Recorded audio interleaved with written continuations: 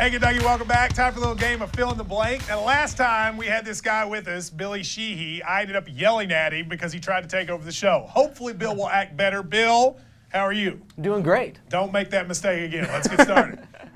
Governor Bevin is speaking out about gun violence in Kentucky following the shooting death of a 7-year-old in Louisville. Matt and Drew, his emotional plea posted on Facebook is what? I mean, it's a good start. He says, let's try to have less violence. I agree. He says he wants to get a group together to talk about it. The problem is these groups are usually ineffective because they come up with solutions and then politicians don't pass any of them. I do appreciate that he recognizes that this is a major issue. A 7-year-old was just recently gunned down. So I applaud him for that, but that needs to be followed with action, not just words. I'm going to call it progress for Bevin's Facebook, because normally he wears that thing out. At least he's put it for some good this time around. It's not non-selfie based this time. But look, this is an issue that should have no political bounds. There's too much gun violence in this state, and I give Matt Bevin credit for recognizing that, especially in the city of Louisville, where it is a terrible problem. What's next? U of L basketball star Ding Adele has announced that he will return to the team for his junior season. Guys, this decision is what?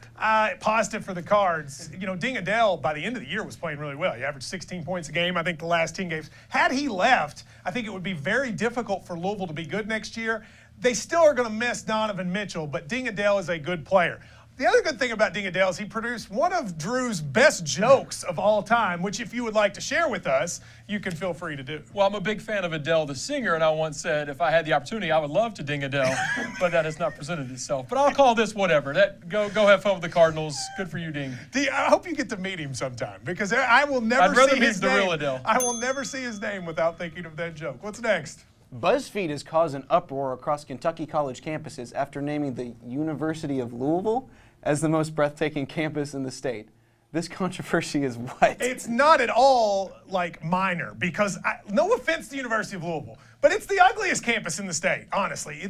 Here's what happened. They didn't have time to look at these, so they just looked at the pictures they put on the front of them. And Louisville's picture on the front is pretty, but Center's campus is better. Trancey's campus is better. Cumberland's campus is better. Berea's campus is better. University of Phoenix. Exactly. It's a ridiculous. Louisville, literally, only northern Kentucky has a worse campus. Yeah, this is more of an award for their photographer that went out and took like 5 good pictures and got them up on the Google search. The answer is Center. If I were ranking them, I'd go Center 1, probably Western 2, and then maybe Trancey 3. Madisonville Community College Madisonville Community College comes in a little bit after that. But what's next? After being pulled over along a Tennessee interstate, a couple learned that they had been driving with a man who had passed out on top of their car trunk for more than 10 miles.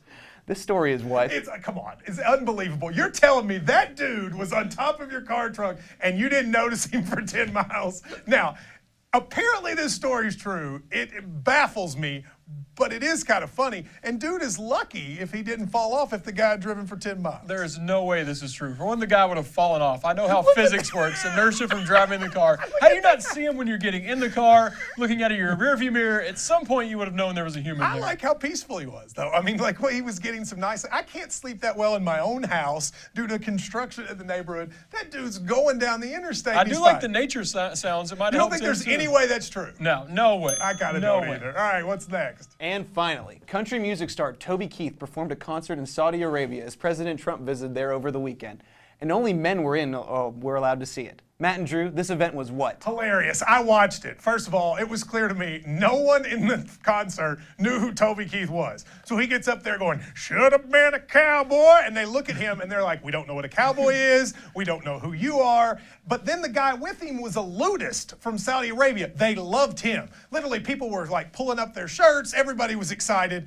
Toby Keith, not as big in Saudi Arabia as the ludist. This is so bizarre. Clearly the crowd did not Google Toby Keith before they went, but maybe he'll go on tour with this ludist guy and they could start something. Do you think he sang the boot in their ass song? I highly doubt it, since it was written about them. Listen, bring whoever you want, but Toby's an odd choice to take to Saudi Arabia after some of what he's written. But you know what? Hey, more power to you. Bill, you did well. Thank you very much. Way to not screw it up.